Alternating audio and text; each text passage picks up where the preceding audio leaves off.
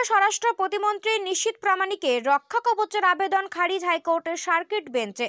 খুনের চেষ্টার মামলায় কেন্দ্রীয় স্বরাষ্ট্র প্রতিমন্ত্রী নিশীথ প্রামাণিকের রক্ষা কবচের আবেদন খারিজ করে দিয়েছে হাইকোর্টের জলপাইগুড়ি সার্কিট বেঞ্চের ডিভিশন বেঞ্চ। 2018 সালে দিনহাটায় এক ব্যক্তির ওপর গুলি চালানোর অভিযোগে নিশীথ প্রামাণিকের বিরুদ্ধে খুনের চেষ্টার মামলা রুজু করে পুলিশ। সেই মামলায় নিশীথের বিরুদ্ধে গ্রেপ্তারি পরোয়ানা জারি করেছিল।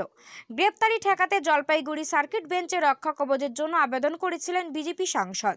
বৃহস্পতিবার সেই মামলায় নিশীথের আবেদন খারিজ করে বিচারপতি রাই চট্টোপাধ্যায়ের ডিভিশন বেঞ্চ।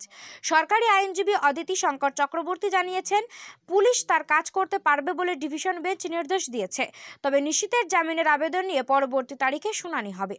দিনহাটায় 2018 সালের এপ্রিল মাসে নাগাদ এক রাজনৈতিক কর্মসূচিতে গিতলদহের বাসিন্দা আবু মিয়া গুলিবিদ্ধ হন। সেই ঘটনায় চার্জশিট নিশীথের নামে উঠে আসে। নিশীথের নির্দেশে গুলি চালানো হয়েছিল বলে অভিযোগ ওঠে। গ্রেপ্তারি ঠেকাতে রক্ষা কবচে হাইকোর্টের দ্বারস্থ হন তিনি। এত কাণ্ডের মাঝে দলবিরোধী কার্যক্রমের জন্য তাকে তৃণমূল থেকে বহিষ্কার করা হয়। এদিন সেই খুনের মামলায় জলপাইগুড়ি সার্কিট বেঞ্চের বিচারপতি রাই চট্টোপাধ্যায় এবং সূর্যপ্রকাশ কেশরওয়ানির এজলাসে আবেদনের শুনানি হয়। জলপাইগুড়ি থেকে তুষারকান্তি বর্মনের রিপোর্ট, উত্তরবঙ্গ টুডে 24। আজকে তো একটা মামলা ছিল নিশীথ অধিকারীদের প্রামাণিকের, সেটা তো জামিনের আবেদন করেছে, কি দাঁড়ালো, কোর্ট কি সিদ্ধান্ত নেবে? আজকে ওটা ডিভিশন বেঞ্চে মামলাটা ছিল, তা ওটার ফুল ফ্লেজড হিয়ারিং হয়েছে। আলটিমেটলি ওটা রক্ষা কবচ চেয়েছিল একটা 438-এ অ্যান্টিসিপেটরি বেলে, তো ওটা কোর্ট দেয়নি। প্লাস ওদের তরফ থেকে একটা সাবটেশন অফ ফ্যাক্ট ছিল, কারণ আমাদের রেকর্ড বলছে যে ওরা অনেক আদার্স প্রিভিয়াস কেস যেটাতে উনি অ্যাকিউজড এবং অনেক কেস ওনার নামে পেন্ডিং আছে। তো সেটা যখন আমরা আর্গুমেন্ট করি তখন অপোজিট সাইড সেটাকে অস্বীকার করেছিল। তো কোর্ট বললো যে তোমার কিছু যদি থাকে তোমরা কিছু দেখাতে পারবে, তোমরা সেটা দেখাতে পারেনি। কোর্ট সেটাকে আদারওয়াইজ নিয়ে কোর্ট বলেছে তোমরা যেহেতু সাবটেশন অফ ফ্যাক্ট করছো, আমি মামলা শুনবো না, এবং ওটা রক্ষা কবচ না দিয়ে ওটা পরে সার্কিটে করে মামলাটাকে ট্রান্সফার করে দিয়েছি।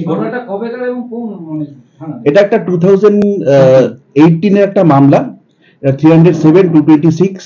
ওটা একটা দিনহাটা থানার একটা মামলা, যাতে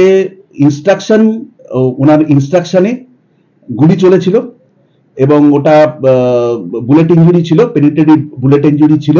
পরবর্তীকালে সার্জারি হয়, বুলেটগুলো রিকভারি হয় এবং স্পেসিফিক 307 এবং আর্মস অ্যাক্টে কেস হয়, চার্জশিট দেয় এবং পরবর্তীকালে ওয়ারেন্ট অফ অ্যারেস্ট ইস্যু হয় নিশীথ প্রামাণিকের এগেনস্টে।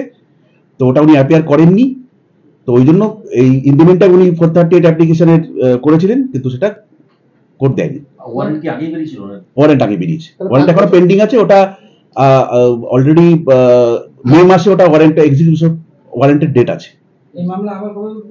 এটা নেক্সট সার্কিট 22nd মে মাসে এক্সিকিউশন, মানে মে এর মধ্যে অ্যারেস্ট করতে হবে 2 ফেব্রুয়ারি।